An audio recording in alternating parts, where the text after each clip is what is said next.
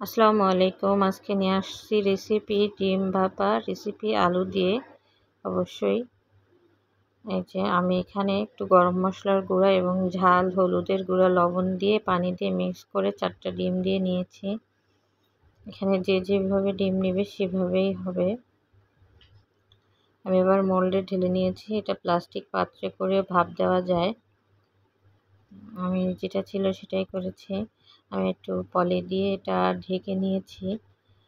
এটা ঢেকে না নিলে পানি উঠে গেলে বা এটা নষ্ট হয়ে যাবে। এর জন্য হালকা একটু করে নিয়েছি, পলি দিয়ে ঢেকে নিয়েছি। যে আমি ভাত রান্না করছি তার উপরে বসে দিয়েছি। এই যে আমার ডিম ভাপাটা হয়ে গেছে, আমি কেটে টুকরো করে নিয়েছি। এবার আমি কড়াই দিয়ে দেব। কড়াইতে তেল দিয়ে ডিমের টুকরোগুলো ভেজে নেব।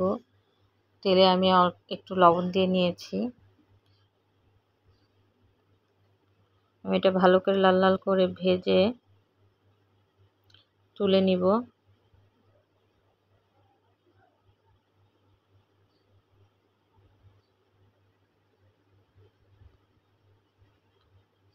ডিম ভাপার রেসিপিটা আসলে অনেক মজা হয়। এখন এটা তেল দিয়ে আমি পেঁয়াজ এবং আলু ভেজে নেব একসঙ্গে।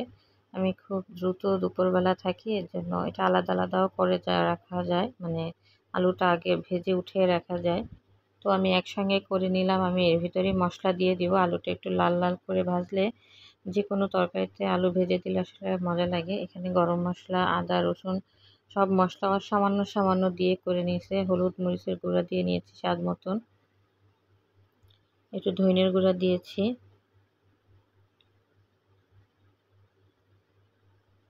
দিয়ে আমি ভালো করে নাড়িয়ে চাড়িয়ে কষিয়ে নিব যতক্ষণ তেল না ওঠে। এখানে একটু হালকা পানি দিয়েছি যেহেতু গুঁড়া মশলাটা করে নেওয়ার জন্য, যে তেল ছেড়ে আসছে।